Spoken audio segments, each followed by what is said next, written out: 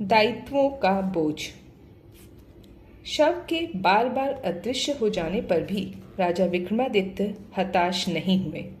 उन्होंने धीरज एवं हौसला बनाए रखा। शव को लाने के लिए वह फिर से शमशान पहुंचे। सिरस के वृक्ष की शाखा से उन्होंने शव को उतारा और पहले की तरह कंधे पर लादकर अपनी मंजिल की ओर चल पड़े। कुछ आगे चलने पर शव में स्थित बेताल फिर बोल पड़ा। उसने कहा, राजन, मैं आपके साहस और आत्मविश्वास की सराहना करता हूँ। इतनी रात गए इस शमशान में आना कम हिम्मत का काम नहीं है। बिरले लोग ही ऐसा साहस दिखा पाते हैं। आप में विवेक की भी कमी नहीं है। लेकिन कभी कभी साहसी और शूरवीर व्यक्ति भी वक्त का ख्याल किए बिना अविवेकी व्यवहार करके अपना मान और गौरव खो बैठते हैं। इसी संदर्भ में मैं आपको एक कहानी सुनाता हूँ। यह कहकर बेताल ने यह कथा सुनाई। प्राचीन काल में चंद्रपुर नामक नगर के गांव में गुणनिधि नाम का एक युवक रहता था। वह अनाथ था। वर्षों पहले उसके माता पिता का स्वर्गवास हो गया था। उसका बचपन गांव के लोगों की दया के सहारे बीता था। वह आरंभ से ही बहुत मेहनती तथा साहसी था। जब वह युवावस्था में पहुंचा तो मेहनत मजदूरी करने लगा और शीघ्र ही आत्मनिर्भर हो गया। उन दिनों एक बाघ ने उस गांव में आतंक मचा रखा था। गांव का जो भी व्यक्ति अथवा पालतू पशु उसके हाथ लग जाता, वह उसे घसीट के जंगल में ले जाता और चट कर जाता। एक दिन दोपहर के समय गुणनिधि जंगल में एक पेड़ पर चढ़कर सूखी लकड़ियां काट रहा था। तभी एक लड़की चीखती चिल्लाती वहां से दौड़ती हुई निकली। वह हिंसक बाघ उस लड़की के पीछे पीछे दौड़ा चला जा रहा था। बाघ को देखते ही बिना घबराए गुणनिधि वृक्ष से नीचे कूद पड़ा और हाथ में अपनी कुल्हाड़ी उठाए बाघ का रास्ता रोककर खड़ा हो गया। अपने मुकाबले पर तैनात एक व्यक्ति को खड़ा देखकर बाघ घबरा गया। गुणनिधि ने अपनी कुल्हाड़ी से फुर्ती के साथ उसके सिर पर 2-3 वार कर डाले। चोट खाकर बाघ ने उस पर हमला बोल दिया, लेकिन गुणनिधि ने हिम्मत नहीं हारी और कुल्हाड़ी का एक जबरदस्त प्रहार करके बाघ को वहीं ढेर कर दिया और उसे घसीटते हुए गांव की ओर चल पड़ा। इस घटना के बाद गांव वाले गुणनिधि की बहुत इज्जत करने लगे। जब यह खबर राजा रूपसेन तक पहुंची तो उन्होंने उसे अपने दरबार में बुलाया और सैनिक के पद पर नियुक्त कर दिया। कुछ समय बाद पड़ोस के राजा जीतकेतु ने राजा रूपसेन के राज्य पर हमला कर दिया। दोनों पक्षों के बीच भयानक युद्ध छिड़ गया। युद्ध भूमि में शत्रु पक्ष की ओर से एक भाला उड़ता हुआ आया और उसने राजा रूपसेन के घोड़े को बींध दिया। भाला लगते ही घोड़ा नीचे गिर गया। इस अवसर का लाभ उठाते हुए प्रतिपक्षी राजा जीतकेतु राजा रूपसेन का सिर काटने ही वाला था कि गुणनिधि उस पर बिजली की तरह टूट पड़ा और अपनी तलवार की नोक उसके गले पर रखता हुआ बोला, बोलो, हार स्वीकार करते हो या काट दूं तुम्हारा गला। अपने राजा को मौत के मुंह में फंसा देखकर उसके सैनिकों ने होश उड़ गए और वे युद्ध भूमि छोड़कर इधर उधर भागने लगे। देखते ही देखते युद्ध समाप्त हो गया। राजा जीतकेतु को बंदी बना लिया गया। युद्ध कला का मामूली सा ज्ञान न होने पर भी गुणनिधि ने अपने साहस के बल पर राजा रूपसेन की जान बचाई थी। इससे प्रसन्न होकर राजा ने उसे अमूल्य वस्तुएं इनाम में देनी चाही, किंतु गुणनिधि ने वे वस्तुएं स्वीकार नहीं की। उसने उनसे कहा, महाराज, मैं एक सैनिक हूँ। सैनिक का मतलब त्याग और बलिदान है। अपने राजा की रक्षा करना उसका परम कर्तव्य है। आपकी जान बचाकर मैंने तो केवल अपना कर्तव्य निभाया है। इसलिए मैं इन अमूल्य चीजों का किसी तरह भी हकदार नहीं हूँ। 1 साल राज्य में वर्षा नहीं हुई। चारों ओर त्राही त्राही मचने लगे। भयंकर अकाल के लक्षण दिखाई देने लगे। राजा परेशान था। उस राज्य में विकराल नाम का एक ज्योतिषी रहता था। उसने राजा से कहा, राजन, हमारे नगर के दक्षिण क्षेत्र में माता काली का एक प्राचीन मंदिर है। उसमें एक शिलालेख है जिस पर लिखा हुआ है कि अगर कोई व्यक्ति माता काली को बलि देने के लिए तैयार हो जाए और माँ काली से मन्नत मांगे तो देवी उसकी मन्नत अवश्य स्वीकार कर लेंगी।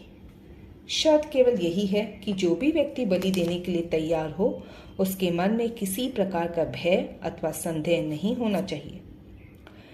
ज्योतिषी जब राजा रूपसेन से बातें कर रहा था तो गुणनिधि भी वहीं खड़ा था। उसने राजा से कहा, महाराज, मैं अपनी बलि देने के लिए तैयार हूँ। यह कह के गुणनिधि काली माँ के मंदिर की ओर चल पड़ा। मंदिर में पहुंचकर उसने गर्भगृह में माता की प्रतिमा के पास एक त्रिशूल रखा हुआ देखा। उसने प्रतिमा को शीश नवाया और बोला, हे जगजननी, मुझे कृतार्थ करो, मेरे प्राण लेकर हमारे राज्य में वर्षा कर दो ताकि अकाल की भयंकर छाया यहाँ से दूर चली जाए। प्रार्थना करके गुणनिधि ने जैसे ही त्रिशूल शरीर में घोंपना चाहा तभी उसे आकाशवाणी सुनाई दी, ठहरो गुणनिधि, इतनी जल्दी मत करो। मैं तुम्हारे जैसे त्यागी का बलिदान नहीं चाहती। तुम्हारे राज्य में हरियाली और खुशहाली रहेगी।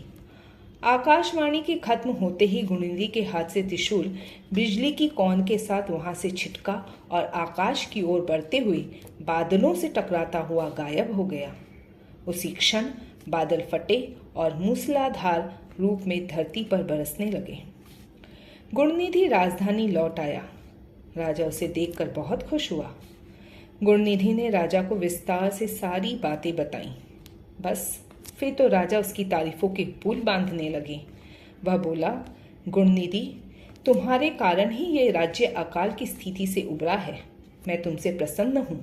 मांगो, क्या मांगते हो? मैं तुम्हें अपने राज्य के एक प्रांत का प्रमुख नियुक्त करना चाहता हूँ। यह सुन के गुणनिधि बोला, महाराज, आपकी सेवक की हैसियत से मैंने केवल अपना कर्तव्य निभाया है। मैं किसी प्रांत का प्रमुख या सामंत नहीं बनना चाहता। आप मुझे ऐसे ही रहने दें।